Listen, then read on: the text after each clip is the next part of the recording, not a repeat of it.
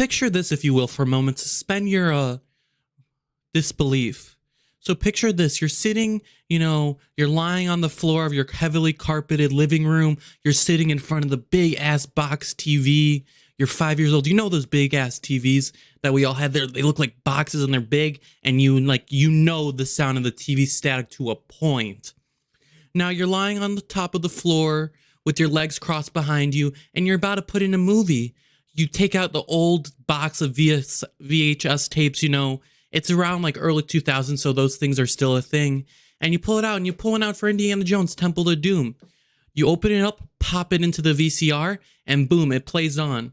The theme goes, dun dun dun dun dun dun dun, and you're open with Indy, and you look at it, your little 5-year-old self, you're like, wait, Dad, that's Han Solo from Star Wars. And your dad chuckles at your dumbass and stupidity, and he's like, oh, son, yeah, he might be hot from Star Wars, but that's Harrison Ford. He's just an actor. He can play multiple roles. He's not actually that character. And boom, your mind is blown. Your whole world reality is shifted upon itself. What? Those aren't the actual real people? What? He actually didn't save the galaxy, piloting the Millennium Falcon with a 7-foot tall hairball Chewbacca? Oh my God, I don't know what to do. And her dad is sitting there laughing at you and like, yeah, they're actors, And so what you did there, you little dirty gremlin with oils on your hands, little paws, what you did was typecasting, you little shit. How would you like that if someone did that to you? Imagine you made one mistake in kindergarten, you had animal crackers and juice, and you really needed to go number 2 in the bathroom, and you couldn't hold it anymore, so you shat yourself. And then on from the rest of your life, everyone called you and casted you by that one instant, Mr. Poopy Pants.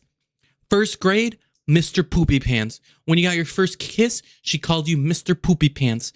When you were in high school, you were on the football team, you were going for the game-winning catch. Boom, you catched it. They all cheered you. Go, Mr. Poopy Pants. Go, Mr. Poopy Pants.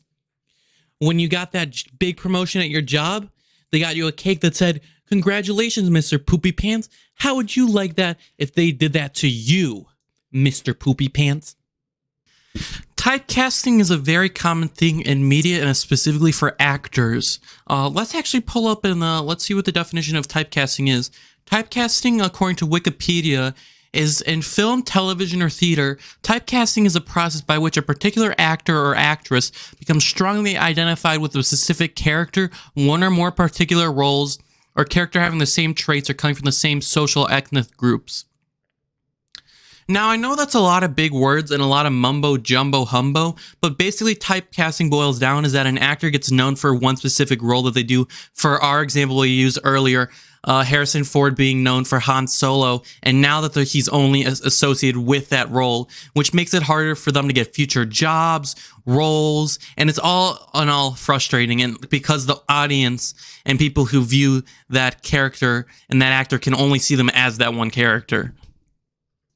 Many actors actually have fears of typecasting and are very worried of getting typecasted, because who wants to be known for just one role and only for one thing when there's a plethora of other things that you're proud of and that what you've done? Actually, for a funny case, Leo DiCaprio actually has never taken a superhero role because he's worried of getting typecasted. For example, like Spider-Man or Superman or Batman, he's actually declined those roles, even though they'd make him a big chunk of change. I mean, why has he never been in the MCU? He's a well-known actor. And what's even funnier is that the people who've taken up the roles that he's rejected for Spider-Man or Batman actually have gotten typecasted as those roles. So what do you know? Leo knows what he's doing. And I guess it's smart. I guess what we can learn is don't take a superhero role if you have fear of getting typecasted.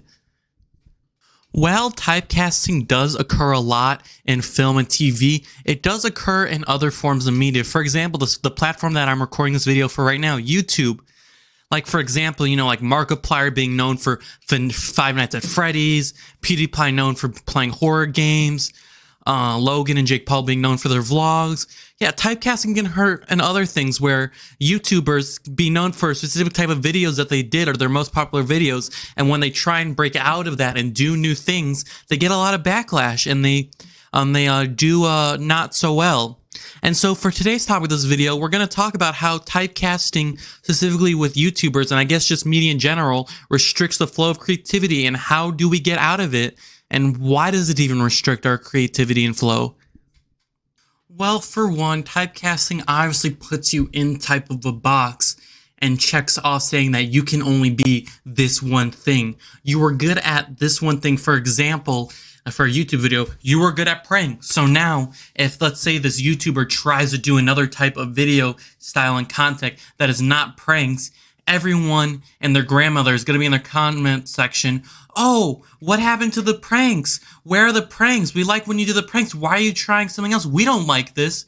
But it's also a weird dichotomy, because when you go back into pranks, people are going to say, we're bored of this. We want something new. We want you to do something else. Pranks are just too boring. And so how do you get above this, and how do you do something else? Like we mentioned with typecasting and YouTubers, they can feel compelled to make the same videos over and over, and it could lead to even more creative fatigue, i.e. burnout. Burnout is just the idea where you've done something for too long that you're just burnt out. You don't want to do it anymore. And burnout is something that's not uncommon within YouTube and social media. I mean, you see it all the time. You see YouTubers going, hey, I'm taking a break. I'm tired. I'm too burnt out. I've been working nonstop for the past 5 years doing the same videos up and daily because I feel like I need to keep up with the quota. And honestly, excuse my coughing, burnout is just something that sucks. How can you get back into the groove of doing something you love when you don't want to do it anymore? And that's one of the ways that typecasting can do create the restrictive creative flow. Now, before we continue on with this absolute dumpster fire of garbage video that I probably should have written a script for, let's take a word from our sponsor. Are you kidding me? I have a sponsor? I don't even have 100 subscribers. You kidding me? We're sponsored by this yellow pencil. If you made it this far in the video, comment down yellow mechanical pencil in the comments down below. All right, let's get back into this stupid ass video. To conclude this video, we're going to talk about how does one combat typecasting, or I guess in general terms, being stuck in a box. I mean, we've seen YouTubers try to break out of this trend by going into different forms of media and doing things. We've seen Jake Paul, KSI, Logan Paul do stuff like boxing. We've seen YouTubers go into music. We've seen YouTubers go into film and media. And we've even seen YouTubers go into late night TV. Whose idea was to let them into late night TV? Late night TV is honestly a dumpster fire already.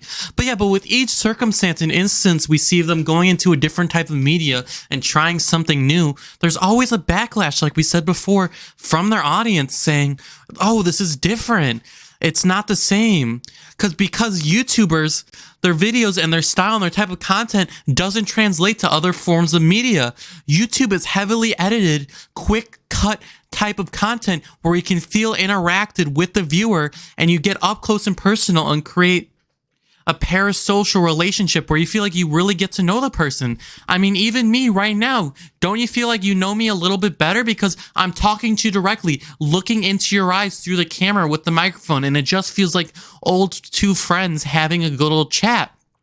But when YouTubers switch that to a different type of media, something is lost right there. There's no sense of, I don't know, friendliness, kindness, interactivity with the viewer.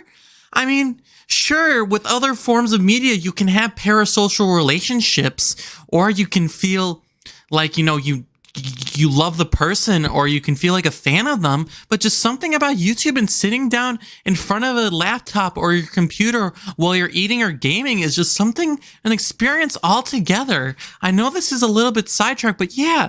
And so I think, I guess the most basic advice I can give is that if you're a YouTuber and you're feeling like you're stuck in a box, or you're feeling like you're burnout and running out of creative flow, is to just do what you want to do and just try new platforms. If you're sick and tired of what you're doing, just move on. I mean, the true audience and true people who care about your content aren't there because of what type of content you're putting out, but because of your own personality and who you are as a person. Like we said with YouTube, you get to build an audience and people get to know you and love you for yourself. So if you're stuck with typecasting, I don't know, just do what you want to do. I know that sucks and this is a really anticlimactic way to end this video, but yeah. So I hope y'all enjoyed this video, and honestly, this was a pleasure trove to make. I got a new mic. I even wrote down a script for the first time, at least for the beginning and the intro, and we know how all that went. It got thrown out. Yeah, and I'm honestly, if we're gonna talk about typecasting while this video's ending, I'm honestly been scared of being typecasted. I was on TikTok for a while. I grew a big following a couple of times, you know, for being cringy, doing Carl Weezer content, and I'm scared that I'll just be known for that one thing or even something else, and it really restricts my creative flow because I want to do new types of things like videos like these where I do video essays or commentaries about topics that are going on or just other stuff in general. So I think I just got to remind myself, Gabe, just do what you want. And so yeah, I hope y'all like this video. Leave a comment down below, drop a like, and if you're new here or you keep coming back to the channel, subscribe. And I'll see you in the next video. Remember our motto of do good, be great, do great, and be true to yourself. And I'll see you in the next video. Goodbye. Peace. God, I love y'all. Hope you had a good Thanksgiving. Let me give you a big old kiss.